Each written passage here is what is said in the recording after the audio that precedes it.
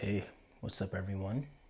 My name is Denzel Mensah. In case if you don't know me, I'm an ENFJ 911 life, personal development, and relationship coach. And today I'm going to be talking to y'all about how to explore your shadow. And first and foremost, what even is your shadow? Let's get it.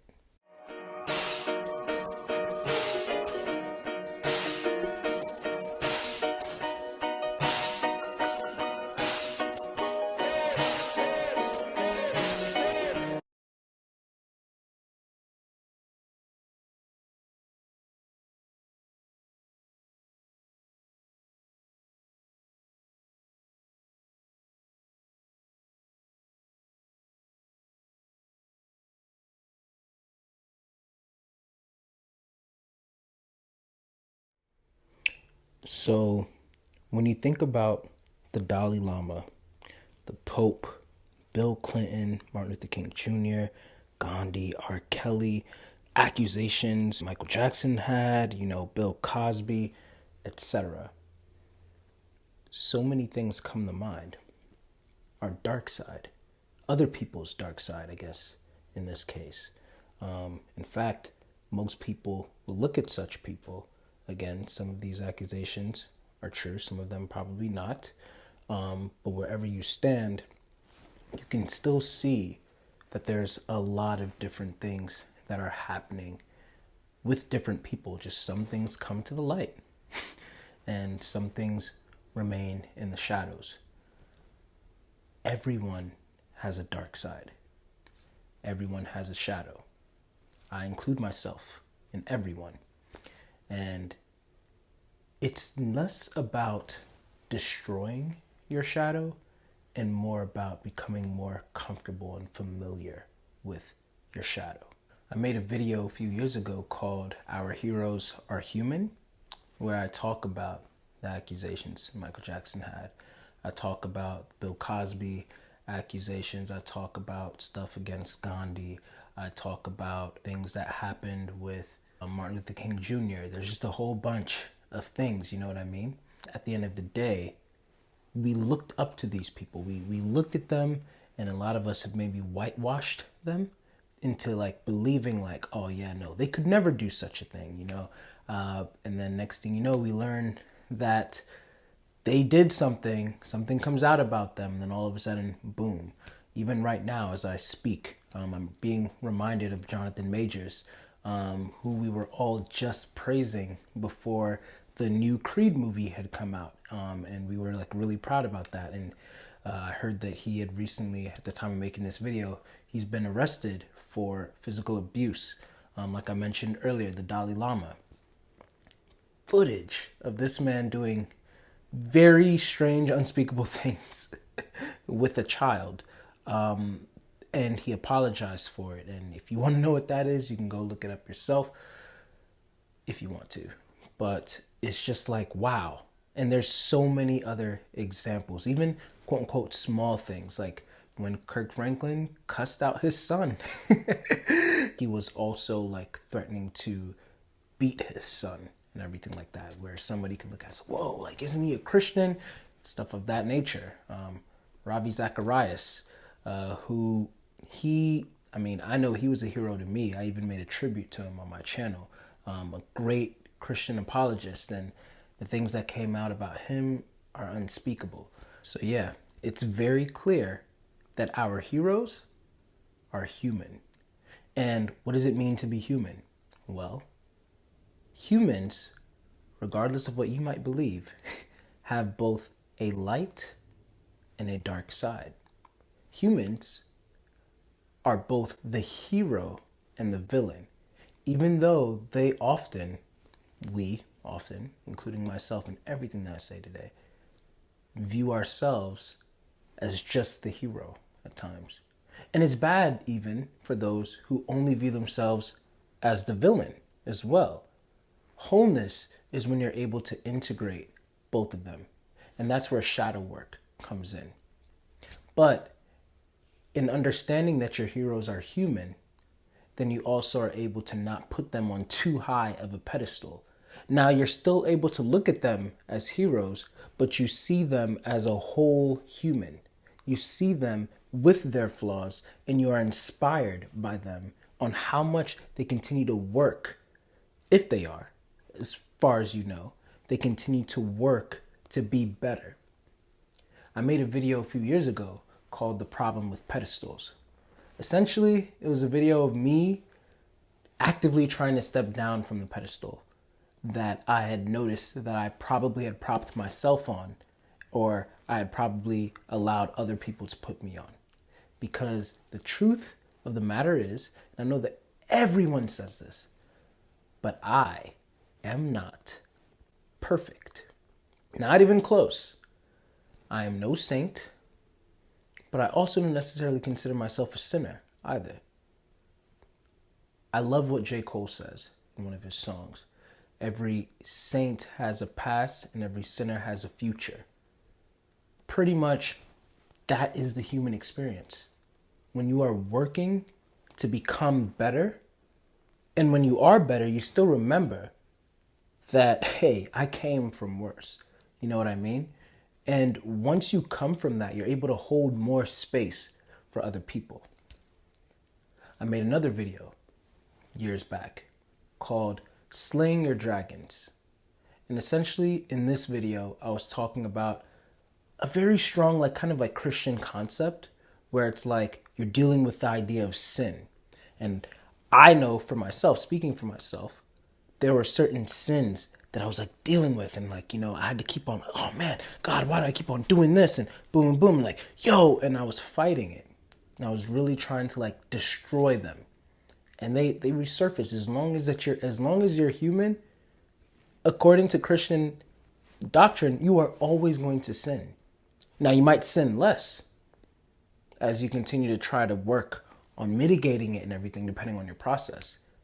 But you're still always going to sin. That's your dark side. Now, my views kind of evolved over time from that. I currently don't believe in slaying dragons. Instead, I actually believe that our dragons are a part of us. I actually believe that they've just been perverted. What do I mean by that? Well, when you look at the Bible, in the beginning, God created the heavens and earth, and it was good. That's what it says in Genesis. So, from that symbolic way of looking at things, God created everything. And in Genesis chapter 1, you see it. That everything was good. Everything was good. Everything that was good. Now, whether you're a Christian or not, I believe this concept is still fruitful in the sense that everything that God has made on this earth, everything that the universe is a part of, is good. But some things, or many things, have been perverted. And what does it mean to be perverted? It means to use something outside of its initial use. So if I started using this watch to start slapping it against people, that's a perverted use of the watch. If somebody starts, you get the idea. So ever since I came across this concept of shadow work, then I've really actually been taking a lot of time to self-introspect. Now, having already been coming from a Christian background and everything, I've already had work with identifying the dark parts inside me, the sinful parts inside me. But what I did was I tried to slay the dragons right away. Now, like I said, I'm not about slaying dragons anymore. Instead, I believe that they're only perverted parts of us. And in order to redeem them, you essentially go down into that dungeon and you familiarize yourself with those dragons. You start to really allow yourself to get adjusted to them. Let them get adjusted to you. Find out what they really want. When they're pouting, when they're throwing tantrums, those desires of yours, all of that, whatever that might be, what is at the root? And then what has been perverted for it? Maybe that person who keeps on sleeping around is really just looking for companionship and love. Maybe that person who's very envious and always cussing other people out really just needs a little bit of validation. You know what? Where is this really coming from? Some people are probably just lonely, but then they act like they don't need anyone. They're irritated by everyone. But once again, they probably just need some love. Where is the root of this desire that you're having? That's what I believe you're supposed to do. When you get to know these dragons and you see, okay, you're trying to eat this type of meat, but what can we substitute that with that's actually more nutritional? As you continue to get acclimated and adjusted to those dragons, you start to bring down into the dungeon some really close and intimate friends.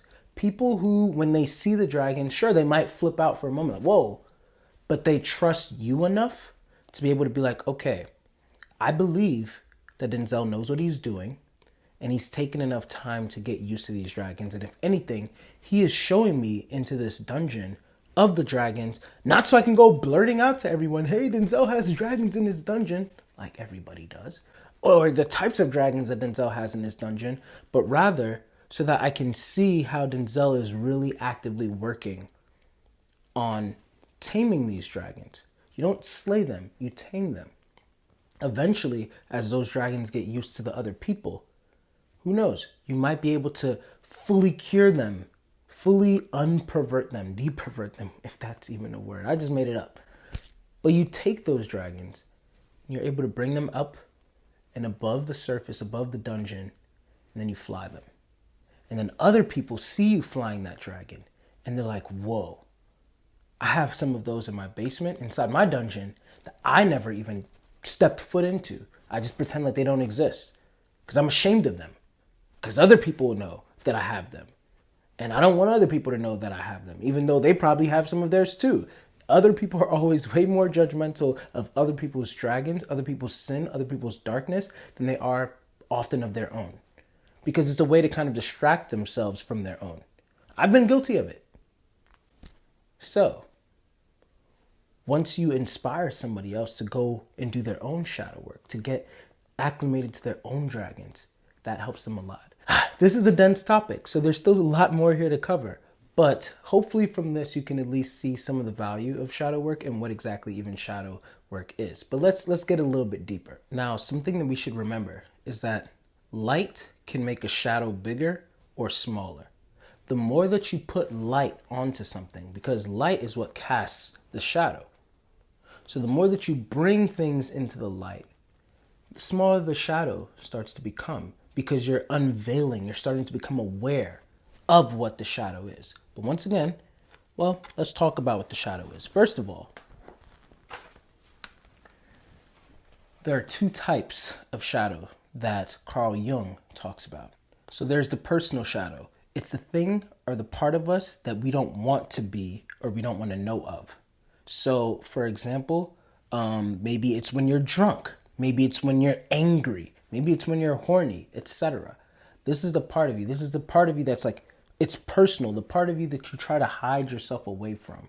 When you look at stories such as Dr. Jekyll and Mr. Hyde, then you can see this flip, this, oh wait, no, that's not me. Like an inconsistency in actions and intentions that you're like, wait, no, I acted out of character. That's not me. And a lot of times we approach our shadow with denial, with rejection. Oh, no, I don't see that. That couldn't have been me. Somebody approaches us with the shadow and then all of a sudden we're just rejecting it. And Carl Jung coincidentally says that a lot of times we're not really able to see our shadow until it's reflected back to us from somebody else. And we're going to talk a little bit more about that in a bit. The key is to become aware of all of these things within yourself, as much as you can, at least, so that you don't fall into the collective shadow. Now, what's the collective shadow? The collective shadow is what we pretty much call evil, the dark force. The collective shadow is when you look at humanity as a whole, the crimes that they commit, revenge, the suffering that's in humanity, war, injustice, all of that. That is considered the collective shadow. You know, there's a forum that a lot of you might know of. It's called Post Secret. And there's a whole bunch of other forums that are like that. And I think that's a great example also of the collective shadow. Because essentially, it's people who have found out something about their shadow that they're very ashamed of. Oftentimes, it's just an action, a drop of the water that's coming from a big gaping river that's within their subconscious.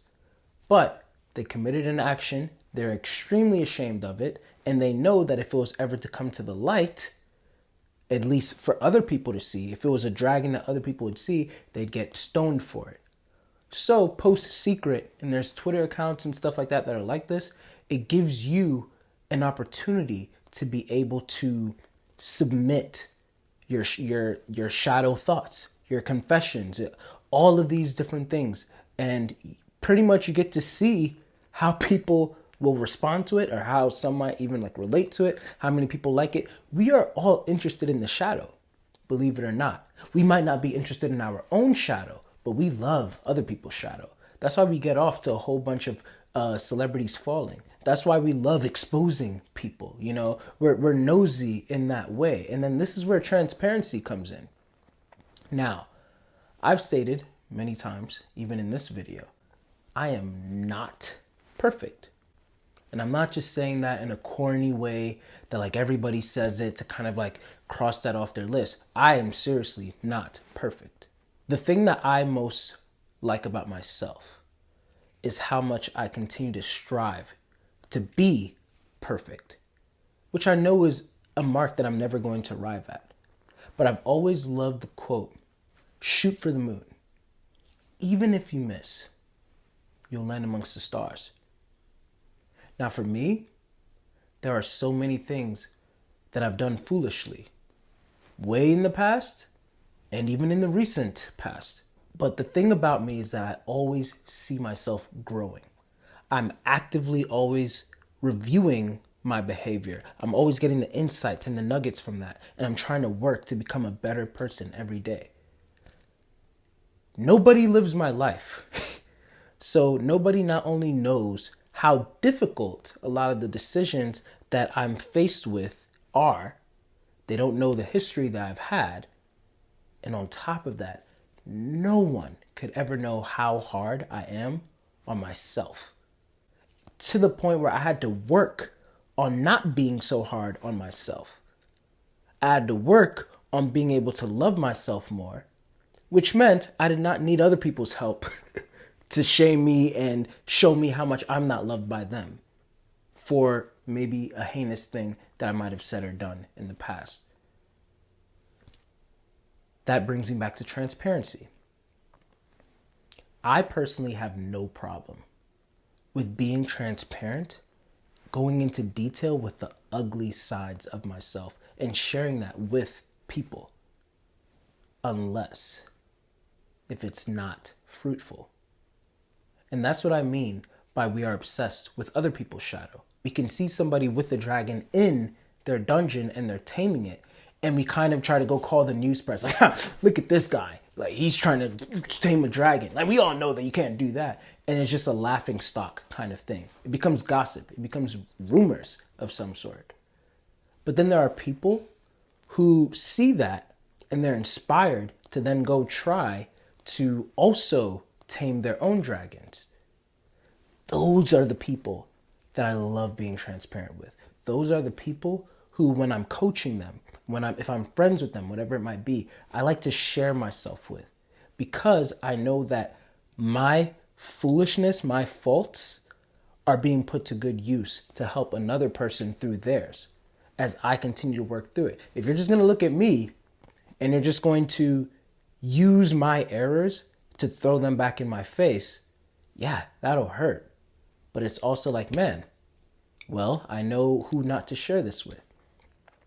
You see, when it comes to people judging other people's shadow and not really looking at their own shadow, this could also once again be reflected in how obsessed we are with murder documentaries. That's another amalgamation of the collective unconscious, the collective shadow. When we're watching all these things on Jeffrey Dahmer and everything, like, oh my gosh, that's atrocious. When we're watching You on Netflix and we're like, oh, and we're seeing Joe and, I don't want to spoil it for those, but like Joe and Reese going at it. That's a perfect example of someone who is battling their shadow and not integrating it.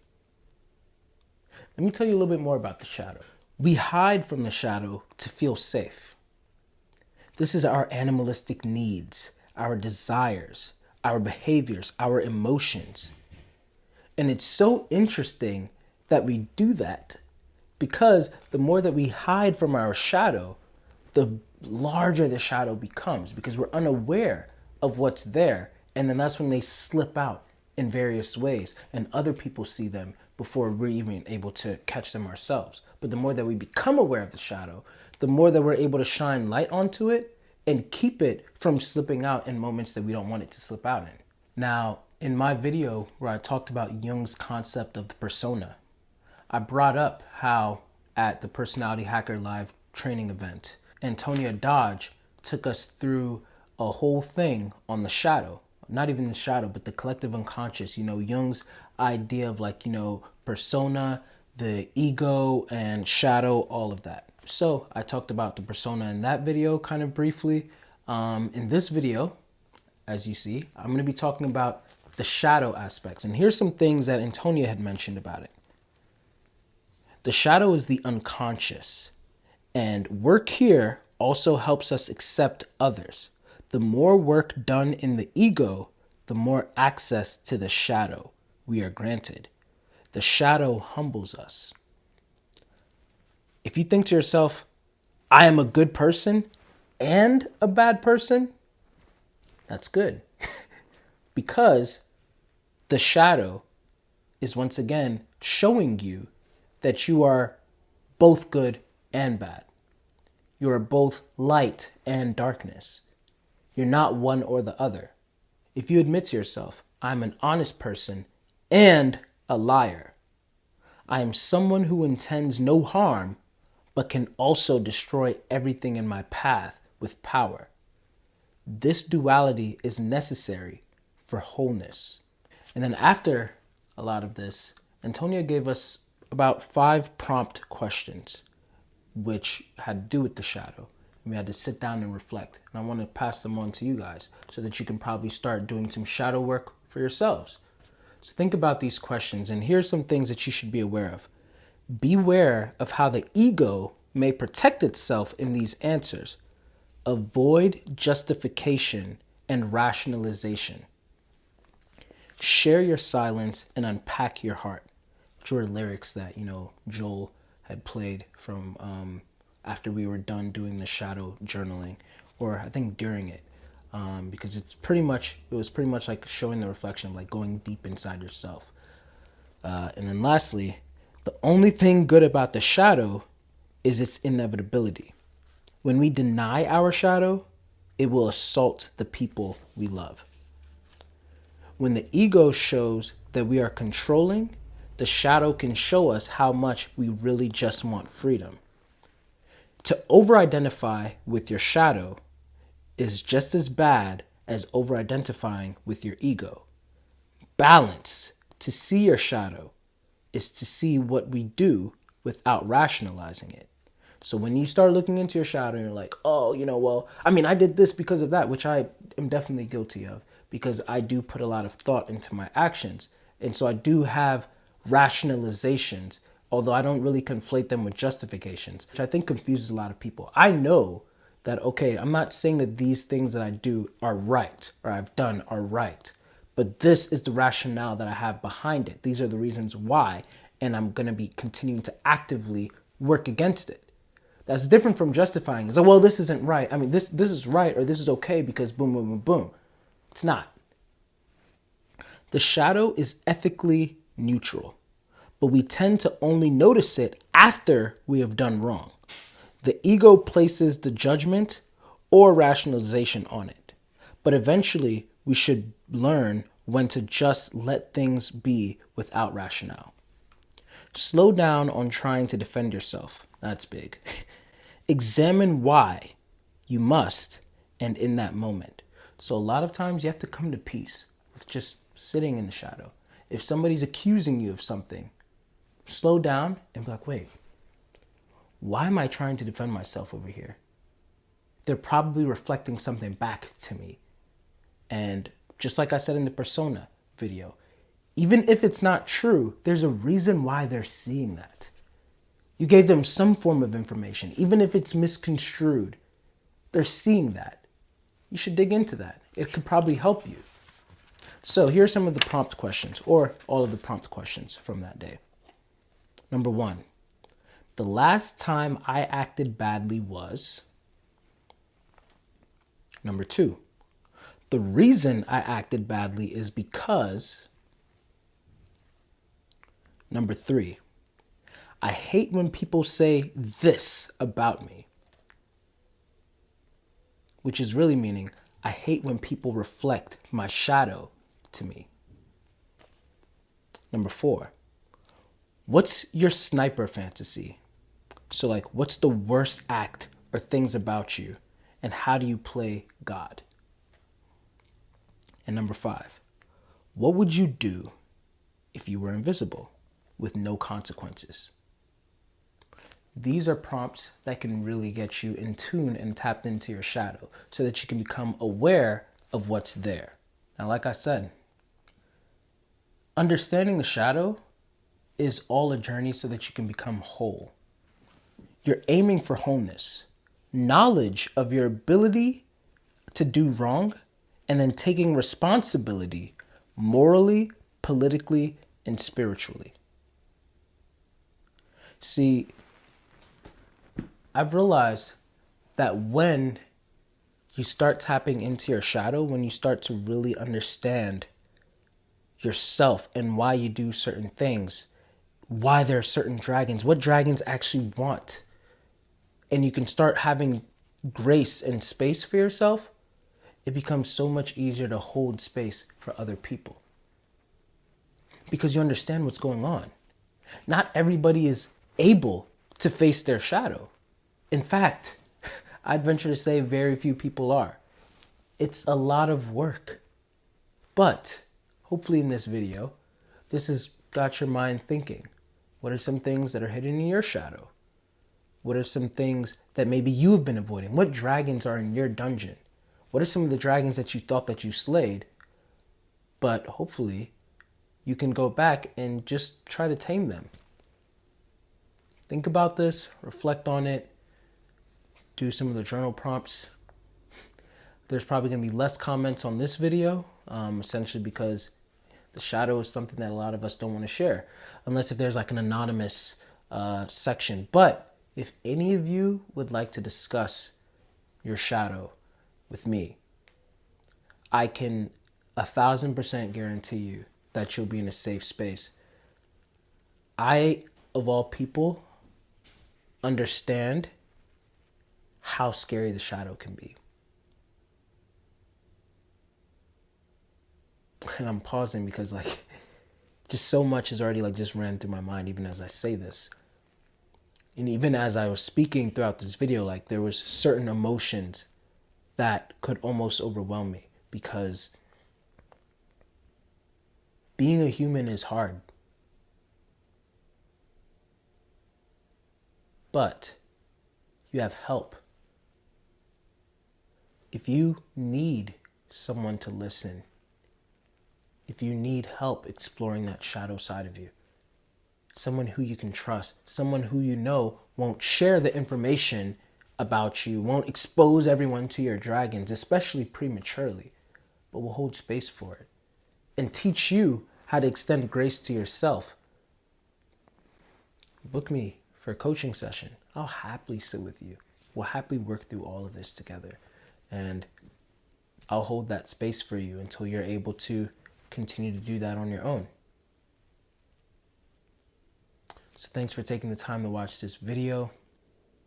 I really appreciate it. A lot of times stepping up and doing these videos is easy depending on the topic. And this was a harder topic because for the last time, I'm not a perfect person. And I've been wanting to do this video for about a year now, but I feel like this is the perfect time. Certain reflections that I've been having. I've been doing shadow work for at least a year and a half now, but I feel like I'm definitely at my apex. And there's just been like a lot of changes, transformations, evolutions, growing pains. A lot of times I feel like someone who I messed up my whole room. And because of my transparency, I leave the door open as I'm trying to clean it up. And as people are walking past, they look into the room, they peer into the room, and they see me sometimes in all the mess. And they're just judgmental. Ugh, look at Denzel. He's just so horrible. Look at how he takes care of his room or whatever. Sometimes people will look at me and they'll see how I'm looking at two objects, not knowing where to put one because my worldview probably has changed, or, you know, just the way that I look at certain things. And it's like, okay, I always used to put this on the shelf, but maybe I shouldn't even have it anymore. Or if I do keep it, maybe I should put it in the drawer instead. And so they could look at me doing that and view me as lazy, view me as like someone who's not actively working to clean up my living space. But then the people who do walk past and they smile as they notice that, yeah, sure, I probably work a little bit slower than others, but I have a heart to clean up my space, and it's a constant perpetual work to even begin with. And a lot of times you have to mess up the room in order to get the room cleaner. And so people see that middle stage, but they don't really get to see the ending stage. But those who do get to see it, those who actually choose to walk back again later on, and they see the progress, those who've even chose to come in and be like, hey, you know, I have one of those in my room too. You don't have to do this, but maybe instead you should put it on the desk. Oh, wow, yo, no thanks, that's a great idea. I don't know why I didn't think of that. I'm just so used to putting it on the shelf. Or like, I was really just thinking I should throw it away. We learn from each other. Being a human is hard, but you have help. So, once again, thank you all for watching my video. Really appreciate it. Leave likes, comments, concerns, and share with others if you feel so inclined. Book me if you would like to be profiled, if you would like to talk about your shadow, if you would like coaching. DenzelMensah.com. And last but not least, especially after all of this, don't forget, you matter. Done. Thank you for taking the time to watch that video. And if you enjoyed that, please like and subscribe. It actually really helps out my channel a lot, so that more people who actually care about what I want to say can actually find me a lot more easier. Also, if you did enjoy it, then maybe you'll enjoy a lot of my other content as well. So be sure to check out some of my playlists where you'll be able to find a lot of my older videos and older content. And last but not least, if you would like any profiling sessions or coaching sessions, be sure to check out DenzelMensah.com, where you'll be able to book me and you'll see the rest of my services. But thanks again and have a great day.